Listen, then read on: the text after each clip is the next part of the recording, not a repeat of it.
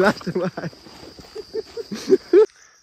सब देखिरहेको होइन त्यहाँ माथि सब देखिरहेको चाहिँ चिया बगान यतिकै 1600 रोपनीमा चाहिँ होइन हो कि भएको।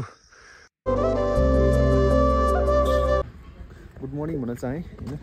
अलि बिहानको 10 बजेको छ, रोकिसक्यो सैलुङ यात्रा चाहिँ हाम्रो यहीँ सकिसक्यो। अब नेक्स्ट डेस्टिनेसन हाम्रो मिनी इलाम खाडीचौर जान्छौँ। त्यहाँको मिनी इलाम मेलम्ची ड्याम सबै हेर्छौँ। त्यसपछि फेरि हामी ब्याक टु काठमाडौँ फर्किन्छौँ। चाहिँ 3 डेजको ट्रिप थियो। 3 डेज चाहिँ आज सेकेन्ड डे फर्स्ट डे चाहिँ हामीले बाइक राइडमै आएर यता सैलुङमा चाहिँ स्टे गऱ्यौँ।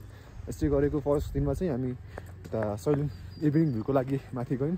माथि गएर चाहिँ त्यसपछि फेरि फर्क्यौँ अनि बिहान चाहिँ 4:30 बजी उठेर सनराइज हेरेर चाहिँ फर्क्यौँ। अनि त्यसपछि आएर खाजा खायौँ अनि चाहिँ हिँडिसकेको छौँ सैलुङदेखि। अब हाम्रो डेस्टिनेसन बाटोमा के हुन्छ कस्तो हुन्छ सब चाहिँ हजुरलाई देखाउनेछु। त्यहाँको भ्यूहरू के कस्तो छ सबलाई देखाउनेछु। त्यही हो भन्न चाहिँ के भयो फेरि गाडी त्यो भोटेचौर जानु लाग्यो एकै बिग्रियो भने हाम्रो एएमटीले चाहिँ त्यो बुस बनाइरहेर रहन्छ। बुस अझ भयो कागज अड्काएको हो क्या त्यो।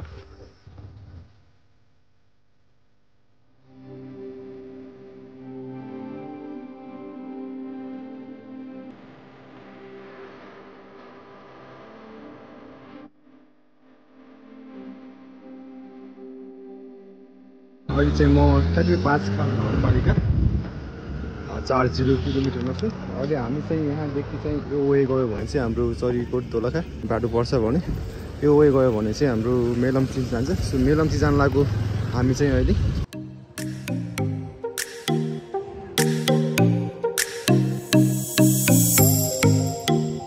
मकैबारी मात्रै छ यतातिर, जताकतै हामीले हेर्न सक्यौँ।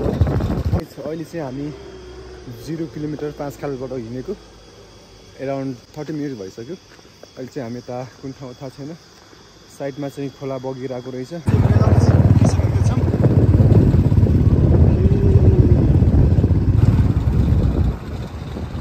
बजार अब चाहिँ हाम्रो अफरोडको यात्रा सुरु भयो यहाँदेखि।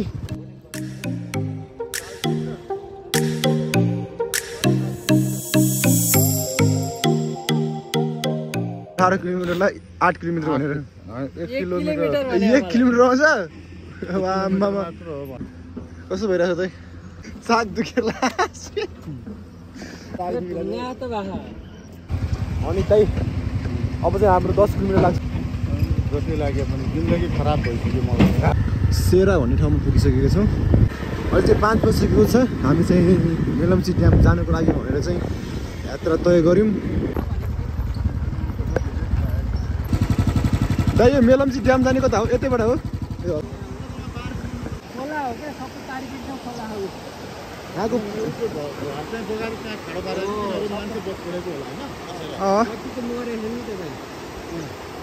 यस्तो हो दाइ, मान्छेहरू चाहिँ खोला मिचेर घरमा लाउँछ होइन, तर 12 वर्षपछि खोलाले त आफ्नो ठाउँ ओगडिहाल्छ नि। त्यही हो नतिजा चाहिँ यसको। मेलम्ची खोला माथि यो पानीको ड्याम कता हो? त्यो खाने पानीको पनि बनाएको कति टाइम लाग्छ ब्रो यहाँ?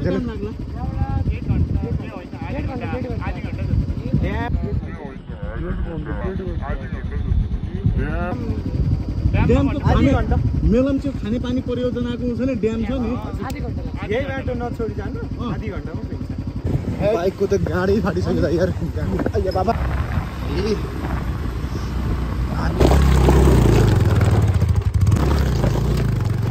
अलिक जोड लगा के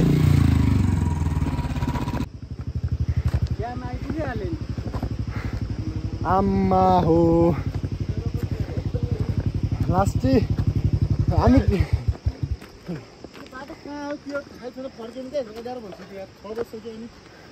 अब त यहीँ नजिकै छ भन्दै थियो उसले चाहिँ।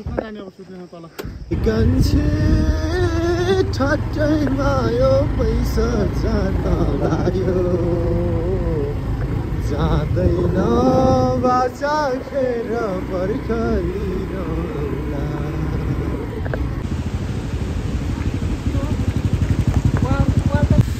आहा कस्तो चिसो पानी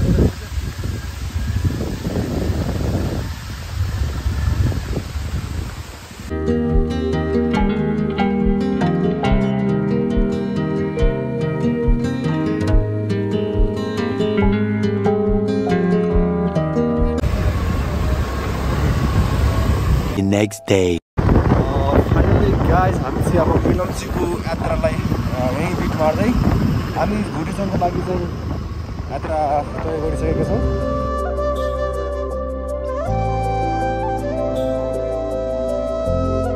बाहुने पार्टीबाट उकालो चढेर जुन हाम्रो भुटेश्वर मिनी इलाम छ त्यहाँ चाहिँको लागि हाम्रो बाहुने पार्टीबाट चाहिँ यात्रा तय गरियो।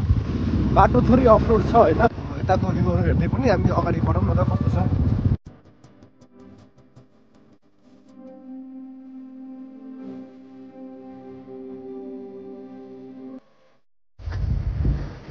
चिया बगान थाहा छ हजुरलाई? पारि जानुपर्ने हो, कहाँबाट जाने हो? ए तलबाट। ए हस्, थ्याङ्क यू। सेफ्टीका साथ चलाइरहेको छ तर झडीमा हामी लास्टमा आयो। चिया बगान कहाँ छ थाहा छ? यो चिया बगान जाने बाटो कहाँ छ थाहा छ हजुरलाई? थाहा छ? ए ओके जानु। चिया बगान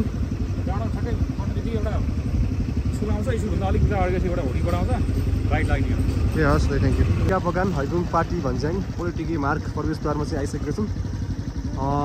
मेलम्ची नगरपालिका वडा नम्बर 2 सिन्धुपाल्चोक 0 किलोमा। अब यहाँदेखि चाहिँ अगाडि बढ्छौँ हामी। बाटो चाहिँ अफरोडै रहेछ यहाँदेखि माथिसम्म चाहिँ। अझ योभन्दा चाहिँ बाटो बिग्रेको छ भन्नुभयो यताको बुवाले। र हामी फाइनल्ली अब डेस्टिनेसनमा चाहिँ आइसकेका छौँ। एराउन्ड हाम्रो कति आवर्स हो जति चाहिँ हामी कति बजी हिँड्यो? 9 बजी हिँडेको थियो होइन? 10, 11, 12, 10 बजी हिँडेको मेलम्चीबाट नै। यो पारीको बाटो आएको हामी चाहिँ 2 घन्टा जति लाग्यो। अब नयाँ ठाउँको थाहा छ त्यही हेर्दै अफरोडै रहेछ बाटो। कति रोपनी जति छ बा यो चिया बगान? 1600 रोपनी कि पर्सनल हो कि सरकारको बा? पर्सनल हो। धेरै दिनपछिको होइन, धेरै घन्टा पछिको चाहिँ फाइनली हामी चाहिँ चिया बगान आइसकेका छौँ। यस लुक गाइस, सब देखिरहेको चाहिँ हाम्रो चिया बारी हो।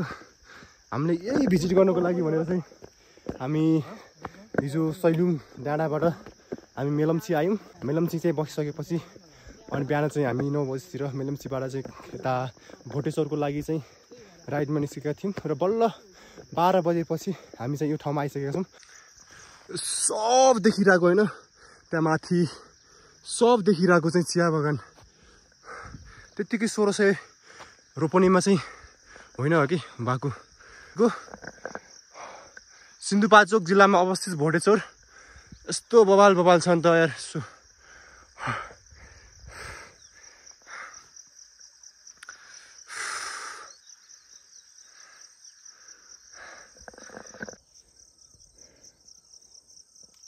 चिया बगान हाम्रो पूर्व इलाममा छ। त्यहाँ त सबैलाई पनि थाहा छ, तर कतिपय मान्छेहरूलाई चाहिँ यो ठाउँको बारेमा चाहिँ थाहा छैन कि। काठमाडौँदेखि नजिकै जस्ट 40 to 45 किलोमिटरको एराउन्डमा यस्तो चिया बगान छ। पूर्व इलामको चाहिँ जस्ट फिल भाइब गराउँछ, त्यस्तो चाहिँ छ नि त यता पनि। त्यो चाहिँ भाइब दिन्छ यता आएर चाहिँ चिया बारी भिजिट गर्न।